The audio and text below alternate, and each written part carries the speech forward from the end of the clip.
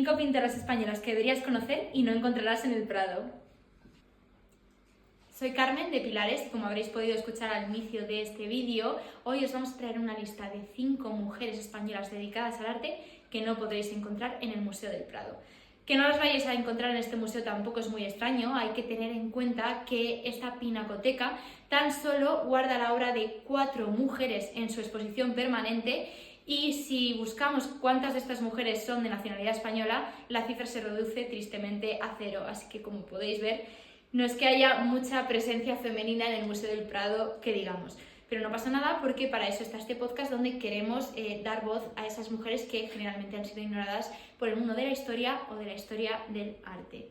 Comenzamos nuestra lista con María Luisa de la Riva. María Luisa de la Riva es una de las pintoras españolas, yo creo, más importantes del siglo XIX, aunque para dedicarse por completo a la pintura hay que decir que tuvo que abandonar España y cursar sus estudios en París, donde vivió desde finales de la década de 1880. Ella era súper feminista y defendía un montón el derecho de la mujer a dedicarse al arte. Tanto es así que llegó a llevar un taller para que otras mujeres pudieran estudiar el arte de la pintura y dedicarse a ello. Tuvo muchísima proyección internacional y de hecho esto le valió numerosos reconocimientos artísticos, como por ejemplo fue la Palma de la Academia Francesa, premio que se llevó, y también la medalla de la Orden de Nissan Itifakai de Túnez.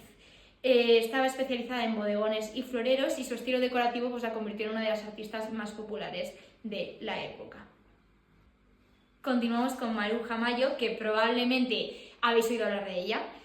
No solo porque es una de las artistas, yo creo, más importantes de nuestro país, sino porque además de su obra, ella fue una figura muy relevante a nivel social e histórico, ya que formó parte del grupo de Las Sin Sombrero. Estoy convencida de que conocéis a Las Sin Sombrero. Las Sin Sombrero fue un grupo de mujeres más o menos de la época de la Guerra Civil, generación del 27, que debido a su condición de género no tuvieron el reconocimiento artístico que tuvieron muchos de sus contemporáneos masculinos. Además, como os digo, aparte de formar parte de la generación del 27, Mayo no solo era pintora, era una artista al completo, es decir, que ella se dedicó a muchas otras disciplinas artísticas más allá de la pintura, véase por ejemplo la escultura. Ella nació en Viveiro, en Galicia, y vivió su adolescencia en Avilés y estudió en Madrid, donde se hizo amiga de prácticamente todos los grandes artistas de la época. O sea, esta lista contiene nombres de la talla de Salvador Dalí, Rafael Alberti, María Zambrano o por ejemplo Margarita Manso. Como veis, todos iconos. No obstante, a pesar de haber estudiado o haber iniciado sus estudios en Madrid, los formalizó gracias a una beca en París, donde se empapa de la cultura francesa y descubre una corriente pictórica que marcaría un antes y un después en su arte, el surrealismo. Fue gracias a este estilo pictórico que ella ganó un gran reconocimiento como artista en general, aunque cabe decir que no pudimos disfrutar mucho de ella en España, pues con el inicio de la Guerra Civil huyó a Portugal y más tarde a Nueva York. Estuvo exiliada prácticamente hasta el año 1962. La tercera en nuestra lista es María Blanchard, una, por cierto, de mis favoritas, quien encontró en la pintura un gran refugio. Es importante marcar que la infancia de María no fue especialmente feliz, ya que sufrió muchas burlas y mucho escarnio por parte de sus compañeros de clase debido a una deformidad que ella sufría en la columna. Una deformidad que, por cierto, se teoriza, tampoco podemos confirmar al 100% estas cosas, que se debía a una caída que tuvo su madre durante el embarazo. Por suerte, sí que tuvo la suerte de que sus padres la apoyaron mucho en su sueño de ser pintora y gracias a eso tuvo la oportunidad de poder formalizar sus estudios en Madrid y más tarde, como no, como todas las de esta lista, en París. Parece ser que París era el refugio de los artistas en esa época. Bueno, yo creo que lo sigue siendo un poco, ¿no? Ahí ella descubrió una libertad que no había encontrado nunca antes, ni como mujer ni como artista. Y lo que es más importante, descubrió el movimiento pictórico del cubismo.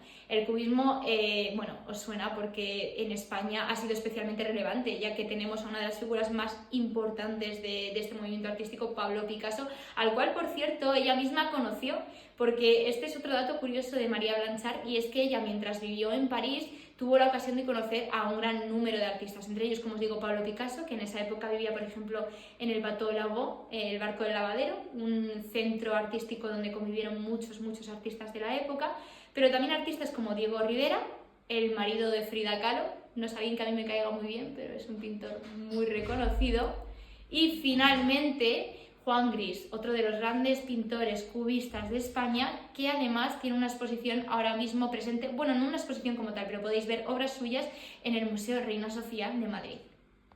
Y continuamos con otra de mis favoritas, son todas mis favoritas, no sé elegir, en este caso Juana Pacheco.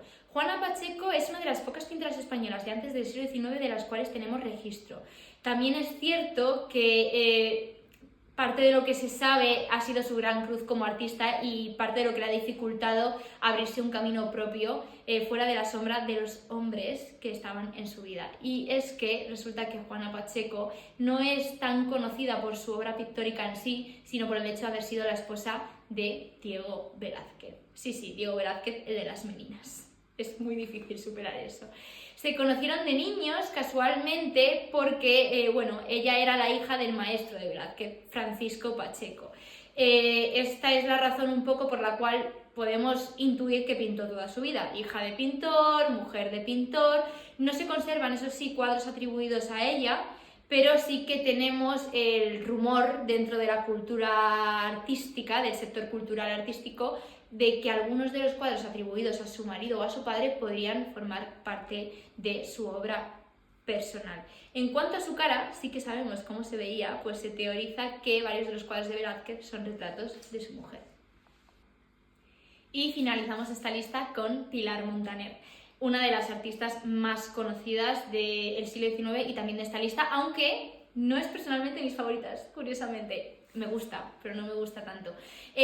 Pilar Montaner yo creo que comenzó su formación en un internado de Madrid, si no me equivoco, y la continuó ya de vuelta a su Mallorca natal. Ella nació en las Islas Baleares.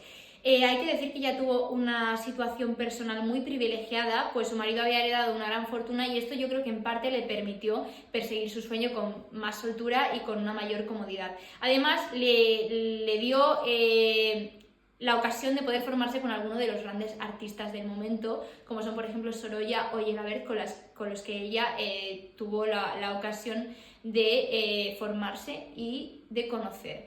Su obra tiene un marcado estilo impresionista. El impresionismo es un movimiento pictórico que surgió en Francia, que buscaba sobre todo captar cómo la luz afectaba a la imagen. Y bueno, tiene nombres tan relevantes como el propio Monet o Manet, con nombres muy parecidos, siempre me ha hecho gracia eso. Ella, como os digo, tenía una situación bastante acaudalada, pero por desgracia eso cambió en el año 1915, cuando su marido contrajo varias deudas y algunos de sus hijos tuvieron la mala suerte de caer enfermos de tuberculosis. Esto, como no, afectó a su pintura, volviéndola algo más oscura e intimista. Es como Goya un poco, ¿no? No es lo mismo el Goya del inicio que el de las pinturas negras. Pues eso un poco le pasó a Pilar Montaner. Y con esto ya cerramos este vídeo de 5 mujeres artistas españolas que deberías conocer, pero que por desgracia no están en el Prado.